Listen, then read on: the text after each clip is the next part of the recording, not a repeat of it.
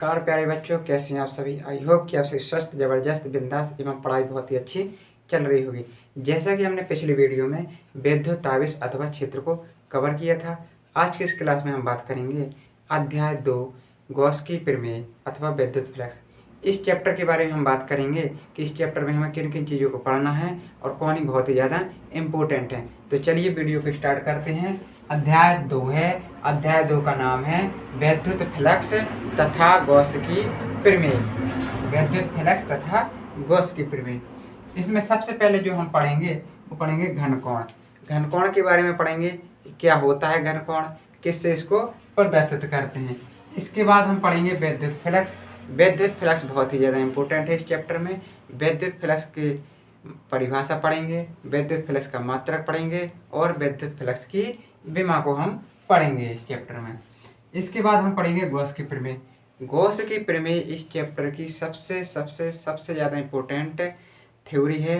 Gauss की प्रमेय की थ्योरी पूछी जाती है और इसके सूत्र की व्युत्पत्ति है, कैसे इसको निकाला जाता है, किस तरीके से इसका सूत्र आता है, इसके बारे में पढ़ेंगे।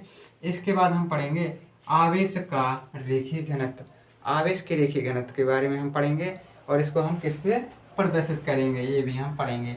इसके बाद हम पढ़ेंगे आवेश का पृष्ठीय घनत्व। आवेश का पृष्ठीय घनत्व, तो आवेश के पृष्ठीय घनत्व के बारे में हम इस चैप्टर में बात करेंगे कि क्या होता है आवेश का पृष्ठीय घनत्व। इसके बाद हम पढ़ेंगे अनंत लंबाई के एक समान आवेशित तार के कारण वैद्युत क्षेत्र की तीव्रता।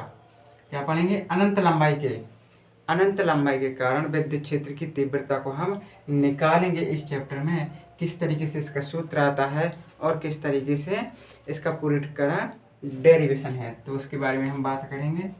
इसके बाद हम पढ़ेंगे अनंत विस्तार की समतल आवेशित अचालक प्लेट के कारण वैद्युत क्षेत्र की तीव्रता। तो इसका भी एक डेरिवेशन है जो कि बहुत ही ज़्यादा इम्पोर्टेंट है, तो इसके बारे में भी हम इस चैप्टर में बात करेंगे। इसके बाद हम बात करेंगे आवेशित चालक के कारण बाहर विद्युत क्षेत्र की तीव्रता। आवेशित चालक के कारण विद्युत क्षेत्र की तीव्रता का हम सूत्र निकालेंगे। इसके बाद हम पढ़ेंगे समान पृष्ठ घनत्व की धन तथा ऋण आवेशित समांतर अचालक प्लेटों के बीच तथा बाहर वैद्युत क्षेत्र की तीव्रता। तो हम इसके बारे में भी बात करेंगे इस चैप्टर में। इसके बाद जो आखिरी इम्पोर्टेंट पड़ता है, एक समान रूप से आवेशित गोली कोश के कारण वैद्युत क्षेत्र की तीव्रता अथवा बिंदु आवेश के कारण वैद्युत क्षेत्र की तीव्रता। तो इसके बारे में भी हम बात करेंगे। अध्याय 2 में गॉस की प्रमेय में हमें इतनी चीज़ों को कवर करना है। ये बहुत ही ज़्यादा इम्पोर्टेंट है इस चैप्टर की दृष्टि से, लेकिन इसमें सबसे ज़्यादा जो इम्पोर्टेंट है वो है गॉस की प्रमेय।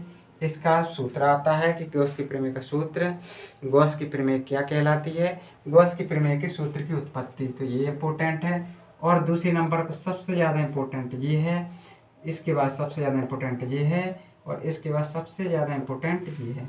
ऐसा नहीं है कि ये जो बची हुई हैं ये इम्पोर्टेंट नहीं है, वो भी इम्पोर्टेंट है, लेकिन ये सबसे ज़्यादा वेरी इम्पोर्टेंट है वो ये इतनी चीज़ें हैं।